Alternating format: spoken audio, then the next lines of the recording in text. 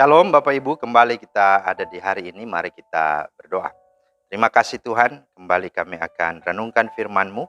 Kami sungguh berserah penuh memohon kiranya pimpinan Roh Kudus menuntun dan menerangi hati pikiran kami, sehingga kami mengerti dan menjadi pelaku firman-Mu. Dalam nama Tuhan Yesus. Amin. Bapak Ibu, firman Tuhan kita terambil dari 1 Korintus 1 ayat 27 hingga 28. Tetapi apa yang bodoh bagi dunia dipilih Allah untuk memalukan orang-orang yang berhikmat. Dan apa yang lemah bagi dunia dipilih Allah untuk memalukan apa yang kuat. Dan apa yang tidak terpandang dan yang hina bagi dunia dipilih Allah. Bahkan apa yang tidak berarti dipilih Allah untuk meniadakan apa yang berarti. Itulah firman Tuhan yang menjadi dasar renungan kita hari ini. Tema kita adalah banggalah dengan dirimu. Banggalah dengan dirimu. Nah, saudara, pada umumnya sebagian besar orang akan lebih mudah melihat kelemahan-kelemahan yang dimiliki daripada menyebutkan kekuatan atau kemampuan yang ada di dalam dirinya. Karena kekurangan dan kelemahan yang terus dibesar-besarkan, banyak orang memiliki citra diri yang negatif, merasa tidak berharga dan tidak berarti. Nah, keadaan inilah yang sebenarnya menjadi titik lemah kita sendiri. Saudaraku, kita harus mengubah mindset kita. Kita harus tanamkan dalam hati kita bahwa kita ini adalah ciptaan yang sungguh diciptakan menurut rupa dan gambar Allah. Artinya kita adalah pribadi yang memiliki citra diri Allah, kemuliaan, karakter, otoritas, serta memiliki hubungan yang istimewa dengan Allah. Di dalam Kristus kita ini adalah manusia-manusia baru yang tidak lagi hidup di bawah kutuk dosa, melainkan hidup di bawah kasih karunia dan berkat-berkat Allah. Hendaknya kita melihat kelemahan dengan sudut pandang yang positif, yaitu memotivasi, menjadi cambukan untuk kita terus berbenah diri. Perhatikan sebagaimana Musa sempat menolak ketika diutus Tuhan karena merasa diri tidak mampu dan tidak fasih berbicara. Tuhan pun menguatkan Musa. Tuhan berkata, aku akan menyertai lidahmu dan mengajar engkau apa yang harus kau katakan. Keluaran 4 ayat 12. Begitu juga dengan Daud. Awalnya tak lebih dari seorang penggembala domba. Bahkan keberadaannya sangat diremehkan dan tidak diperhitungkan oleh keluarganya sendiri.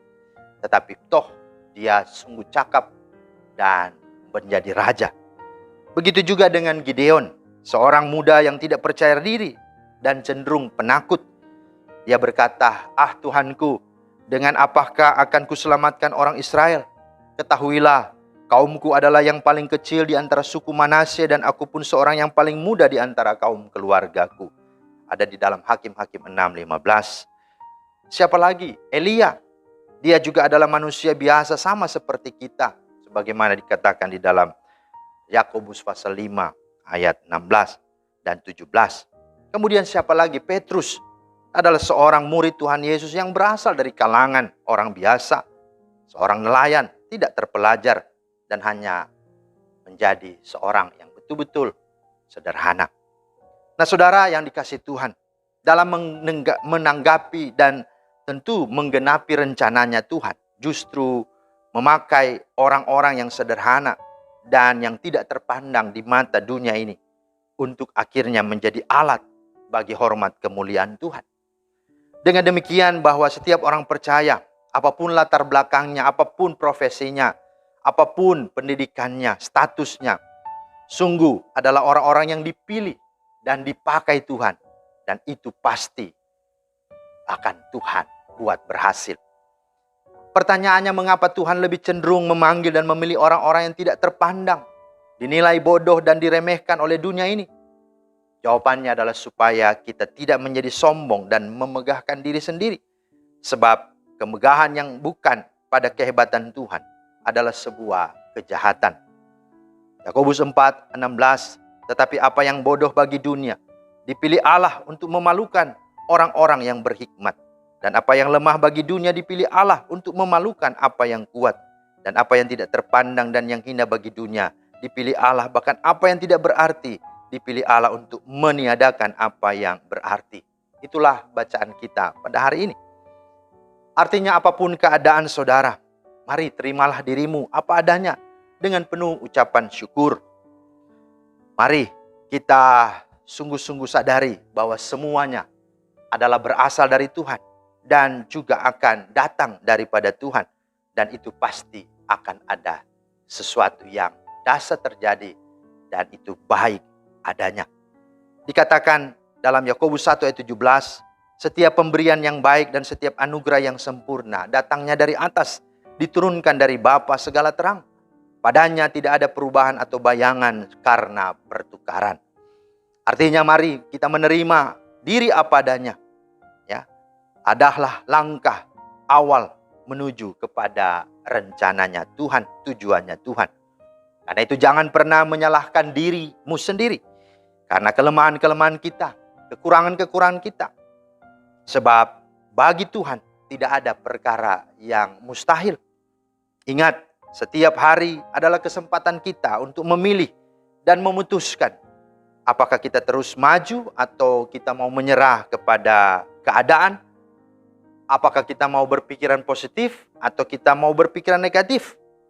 Itu semua sangatlah bergantung kepada keputusan dan kepada komitmen kita yang kita buat dan ambil tiap-tiap hari. Ingat, percayalah, jika engkau serahkan hidup dan percaya pada Tuhan, maka Tuhan turut bekerja. Untuk semua adalah mungkin bagi orang-orang yang berharap dan percaya kepada Tuhan. Tuhan memberkati. Terima kasih Tuhan atas firman-Mu yang kembali meneguhkan kami untuk semakin percaya terhadap diri yang Tuhan sudah beri, anugerahkan, ciptakan, selamatkan, yang mulia, yang berharga. Biarlah kami terus pakai setiap potensi ini, kemampuan ini, dan segala kekayaan Tuhan bagi diri kami, untuk kami boleh pancarkan, untuk boleh kami bagikan dan saksikan di tengah dunia ini, untuk kemuliaan Tuhan. Demi nama Yesus kami berdoa. Amin. Demikianlah firman Tuhan hari ini, kiranya menjadi berkat. Selamat beraktivitas, Tuhan Yesus memberkati. Shalom.